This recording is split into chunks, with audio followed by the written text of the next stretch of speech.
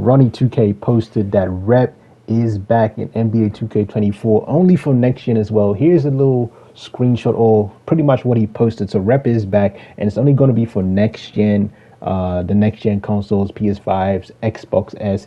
And in my opinion, this is the perfect move for NBA 2K24, man. Like every game, every 2K game that has had rep in it has been amazing. And, you know, in my opinion, I think this is going to be the big thing that really pushes the community to come over to next gen, because that's been a problem for the past 2-3 years. A lot of the community's been divided, pretty much playing next gen and current gen. So this is a step in the right direction for NBA 2K.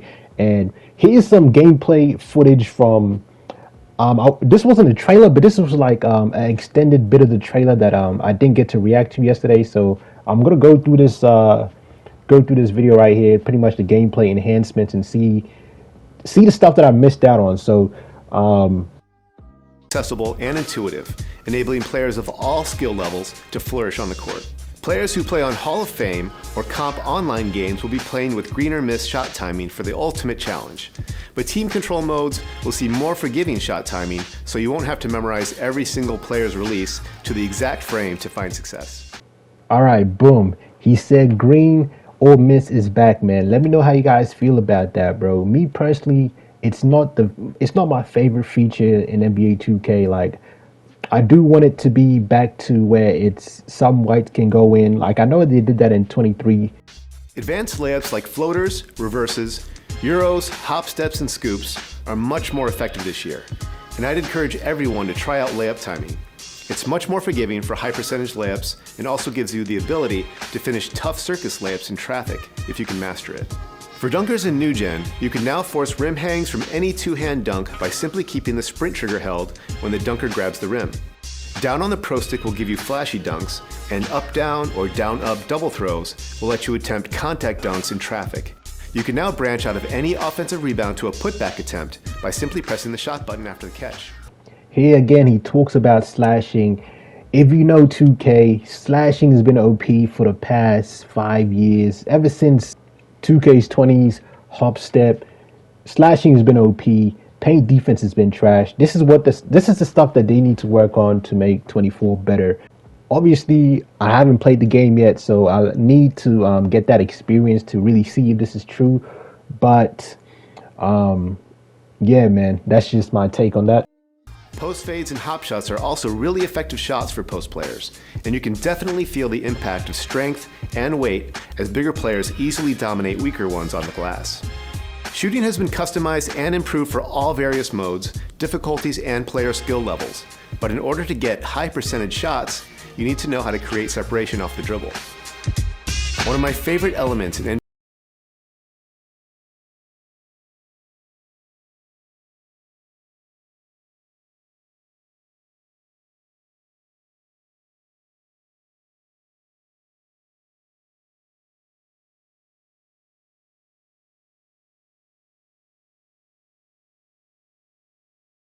All right, so what he's talking about right here is called the rhythm dribble.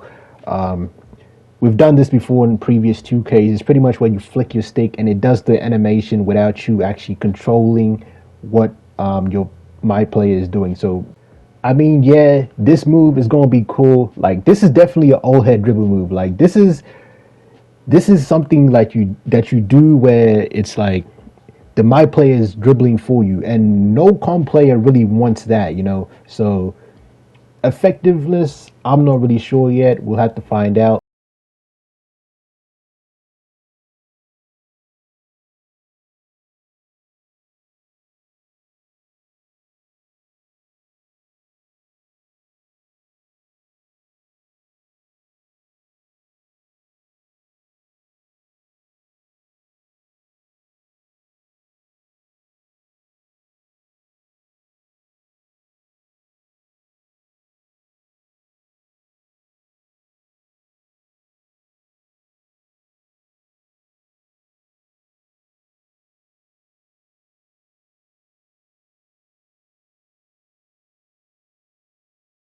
get free. All right, so right here, Mike is talking about the adrenaline boost and how they have revamped the system. So I was talking about this yesterday and it's pretty much, it doesn't affect the dribbling, but it's more of the shooting. So I want to know how this works. Like for slashes, when they get bumped, is that going to affect their dunking, or is that going to affect, like, you know, how is that going to work right there? They didn't really explain it for slashes and player builds like that. Post scorers, we don't know how that's going to work for post scorers yet. Mainly just for guys. So if you get bumped, you're going to get, you know, lower stats, and, you know, your attributes are going to go down. So that's how adrenaline boost is going to work.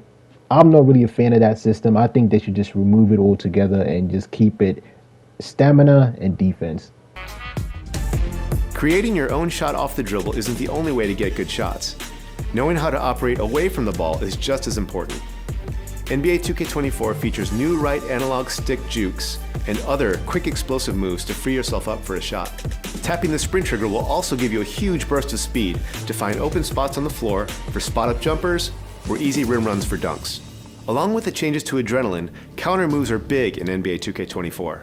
Perimeter and paint defense are both more effective and reward players for making good reads. Defensive movement has improved on many fronts, with better responsiveness and less sliding. This helps defenders get where they need to be, and with the improved body-up system, ball handlers will have a tough time getting free against great defenders. The improved contact can also be felt in the paint.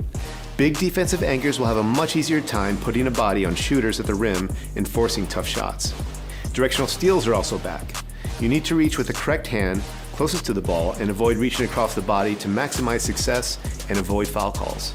You can also use directional steals to play passing lanes by flicking the right stick in the correct direction to get your hand in the way and deflect the pass. Yep, that's what we want to hear right there, man. All the defenders out there, all the lockdowns out there, directional steals, you feel me? No swiping across the body for just 1 point right there. He was also talking about paint defense. Now, we know 2K has been capped with paint defense for the past, like, forever, man. So I'm not 100% sure on that. I like that he actually added in directional steals, though, made that point clear right there. But we still got to see about the adrenaline boost on defense. Not much news has popped out about that. So, yeah, man, that's nice right there. That's some good news for me.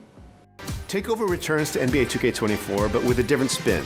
Instead of assigning a takeover ability as part of the build process, now you can choose a category of attributes to boost on the fly. When you fill up the takeover meter, you can choose between finishing, shooting, playmaking, defense rebounding, or physicals. If you delay your takeover and fill up double takeover, you can choose 2 different categories of ratings to boost, making you a true threat on both ends of the floor. All right, so right there, that was his final thoughts right there. Pretty much talked about the takeover and how the takeover works. So I'm gonna make a takeover video probably tomorrow or the next coming days. That's gonna do it for today's video, man. If you guys like this type of video, this is like kind of a Swante commentary on gameplay breakdowns. Go down, hit the like button, subscribe. Hope you guys can stick around for the journey. NBA 2K24. Peace.